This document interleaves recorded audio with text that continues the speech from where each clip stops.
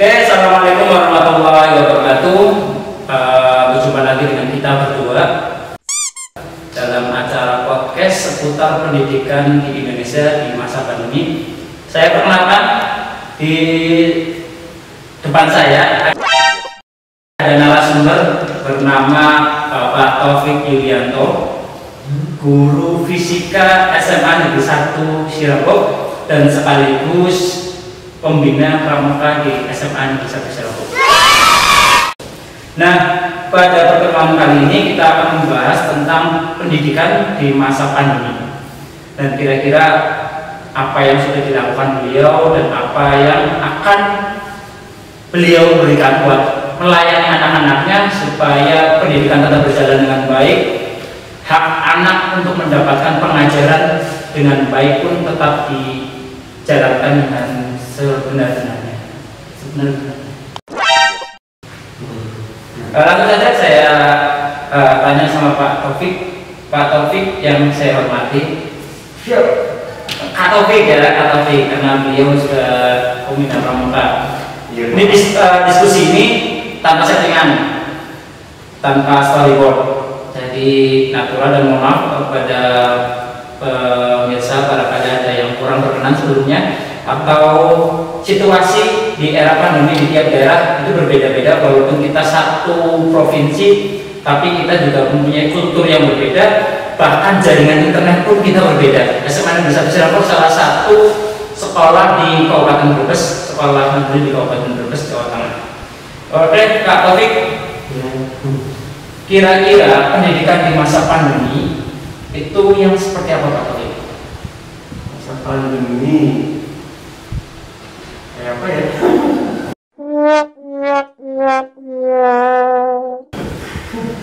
Idealnya kalau pendidikan di masa pandemi berarti yang pertama dia harus melaksanakan protokol kesehatan yang berlaku selama pandemi. Kalau dia memang di zona hijau dan zona kuning, maka dia diperbolehkan untuk tatap muka, tapi dengan syarat, ada syaratnya juga. Harus kalau misalnya itu bisa, maka pemerintah daerah kemudian dinas yang terkait juga harus menyetujui. Kalau dinasnya tidak menyetujui, ya nggak apa-apa kalau dilaksanakan secara jarak jauh.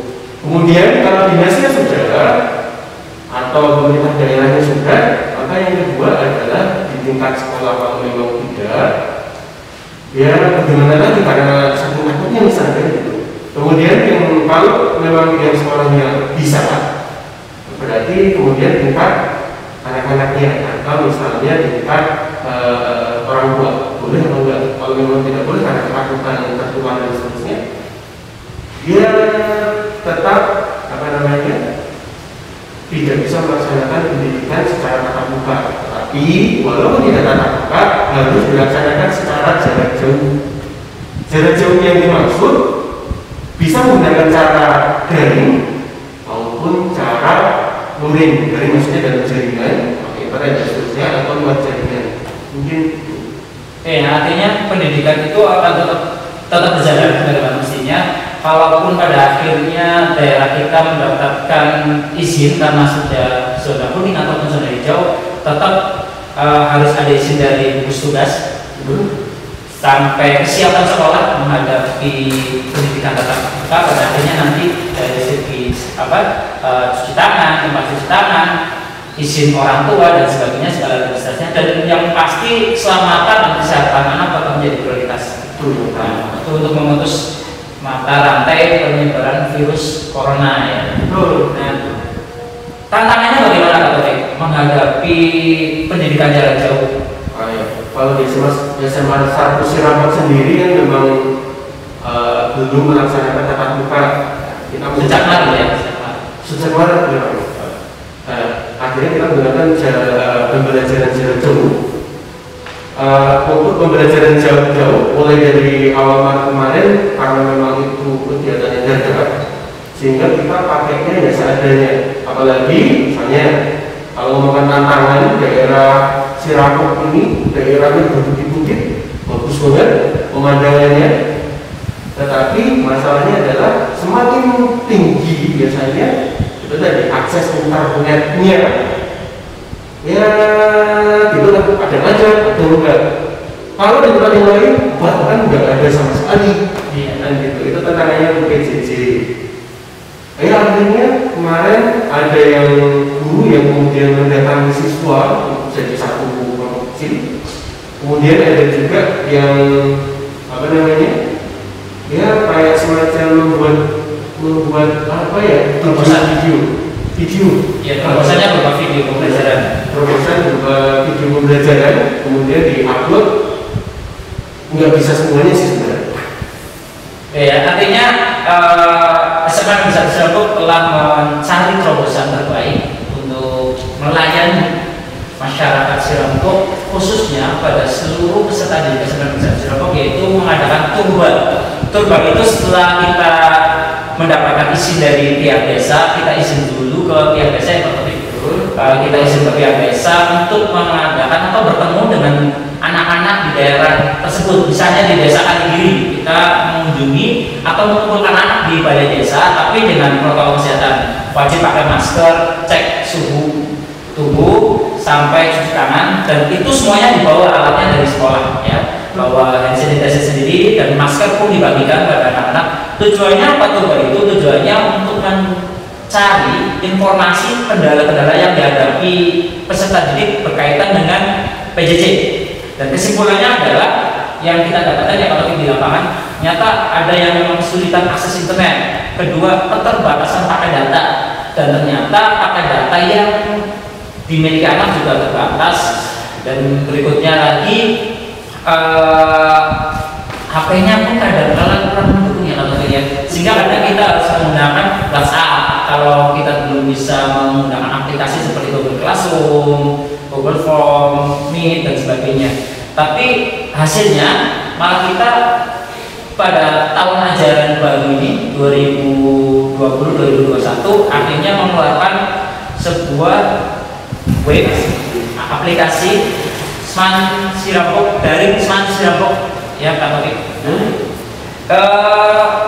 Bagaimana progres dari daring yang dilaksanakan di Seman Sirapok berdasarkan tingkat keefektifannya? Ya. Kalau tingkat keefektifannya, ya saya rasa memang berbeda jauh dengan pembelajaran secara tatap muka, karena guru sendiri tidak menatap dia secara langsung. Kalau dia menatap dia secara langsung, mungkin siswanya bisa jatuh cinta. Ada chemistry ya, ada chemistry, ada kedekatan emosional. Ya betul. Kalau emosinya kan sampai berapa jam ya. Nah, kalau saya nggak boleh satu sih, sekarang nggak boleh. Oh, iya. Sekarang kita Jawa Tengah sudah menerapkan SEA, sekolah ramah, sehingga tidak boleh ada unsur kekerasan, ada unsur bullying. Nah, bentuk bullying itu seperti apa? Kita semuanya tahu, ada bullying secara verbal, apalagi fisik, dan itu tidak pernah dibenarkan di dunia pendidikan yang Katolik. Dan insya Allah itu tidak dilaksanakan di sekolah kita ya Katolik. Insya Allah ya.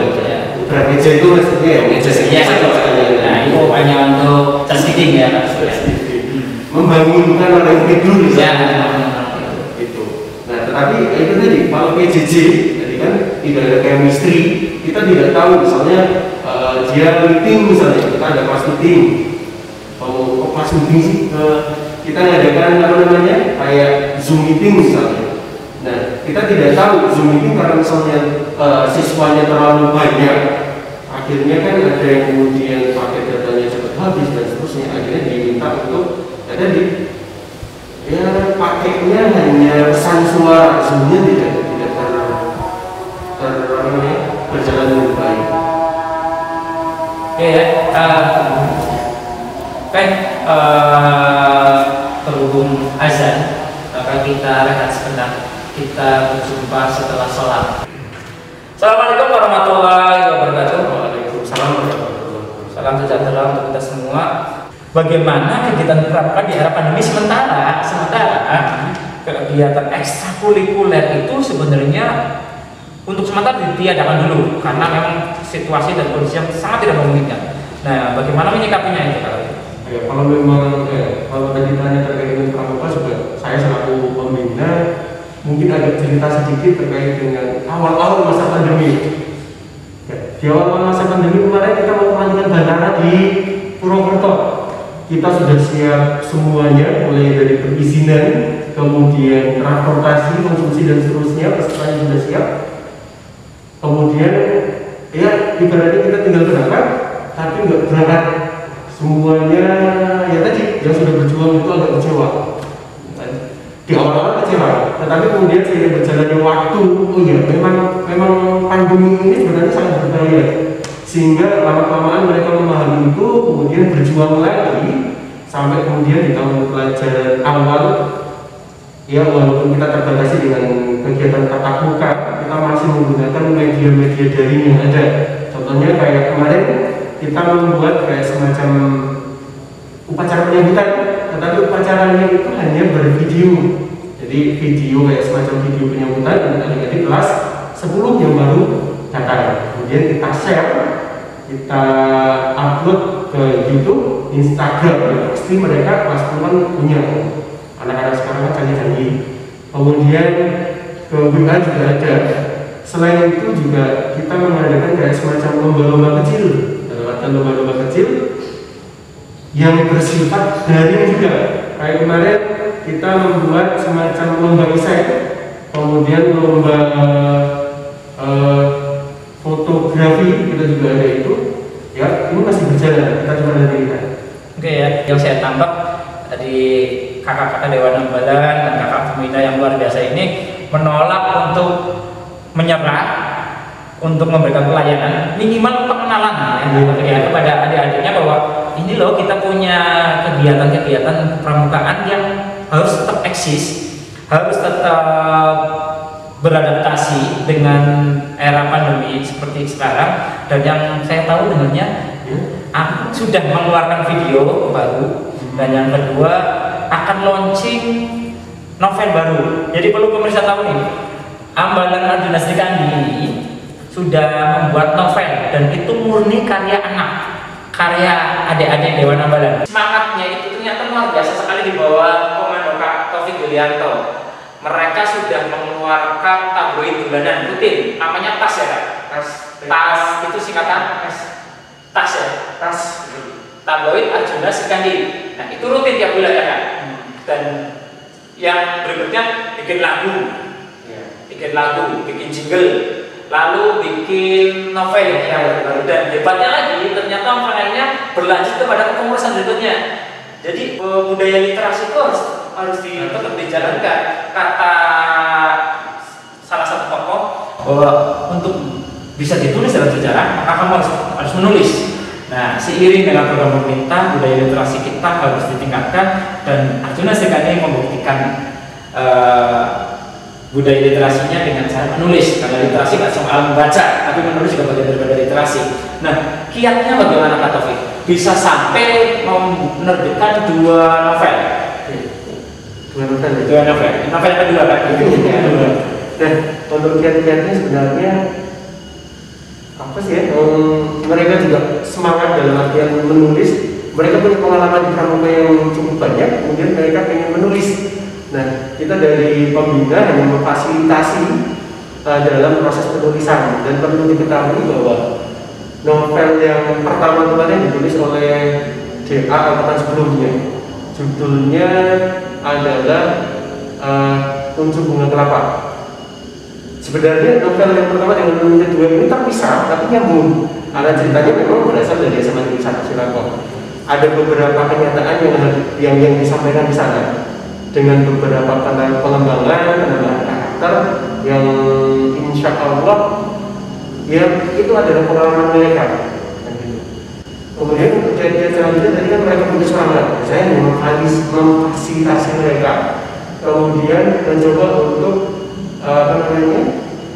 membuat mereka menghubungkan dari saya, kemudian saya berusaha untuk mengkoreksi, oh yang kurang ini, kemudian saya berikan lagi kepada mereka. Kalau memang sudah pas ceritanya, kemudian dihubungkan lagi ke saya untuk ada dihubungi penerbitnya. Jadi pemirsa yang budiman, pemirsa yang semoga berbahagia. Jadi Ambalan Arjuna Sri Kandi telah mengeluarkan 2 novel dan beberapa lagu yang sudah diposting di YouTube, ya bisa di searching lah. Dan yang hebatnya lagi, kegiatan ini sebenarnya memang ya kita harus sadar dan kita harus tahu bahwa kita hidup di era pandemi yang harus segera beradaptasi. Walaupun kegiatan kepramukaan sementara ditiadakan, tapi tidak menutup kemungkinan adik-adik ini tetap berkarya dan mengenalkan diri kepada adik-adiknya sebagai calon penerusnya alam. Dan hebatnya mereka bisa beradaptasi dengan semua itu dengan cara membuat kegiatan-kegiatan yang tidak wajib tapi tetap dilaksanakan. Itu yang membuat kita hebat. Nah, simpulannya pada podcast kali ini bahwa pandemi itu menyasar kepada semua negara, termasuk Indonesia. Dan sebagai manusia, salah satu makhluk yang paling bisa beradaptasi, kita sangat hebat sekali. Kita harus survive, tetap bisa bertahan hidup di era pandemi dengan cara menerapkan protokol kesehatan. 1, tetap pakai masker. 2, social distancing, jaga jarak. Yang 3, sering-seringlah cuci tangan menggunakan sabun, ya. Dan yang 4, kalau tidak ada kepentingan yang mendesak, ya kita di rumah saja lah. Kita jaga kesehatan masing-masing, rajin berolahraga, minum vitamin, berjemur dan sebagainya. Artinya apa? Kita jaga kesehatan dan kita harus berusaha beradaptasi, survive di era yang sulit ini. Kita harus tetap belajar dengan segala macam tantangannya. Dan buat adik-adik tetap semangat belajar. Kita tahu dan kita juga merasakan kita kangen untuk sekolah yang kita menggunakan baju pramuka itu, barangkali kita juga akan karena kegiatan pramukaan buat adik-adik. Semoga sekolah bisa kembali dibuka lagi, pandemi segera berlalu. Dan ingat, tetap kita menjaga protokol kesehatan yang diterapkan pemerintah, taat aturan. Jadilah pelajar yang baik, jadilah pelajar yang bertanggung jawab. Walaupun belajar di rumah tidak menyurutkan semangat kita untuk meraih masa depan yang lebih baik. Kita yakin Anda punya masa depannya masing-masing, Anda punya masa depan di jalannya masing-masing. Maka dari itu pesan saya, jangan menyerah dengan keadaan dan kita harus beradaptasi dengan berbagai macam kemungkinan, termasuk kita harus mulai melek teknologi sehingga pembelajaran tetap diberikan dan tetap bisa diikuti dengan baik. Dan hasilnya mudah-mudahan Indonesia menuju Indonesia emas di usia Indonesia yang 100 tahun nanti. Itu saja pertemuan kali ini. Terima kasih Kak Taufik. Mudah-mudahan banyak manfaatnya buat kalian sekalian, buat pemirsa. Sekian podcast pada kesempatan kali ini. Saya Assalamualaikum warahmatullahi wabarakatuh. Dadah.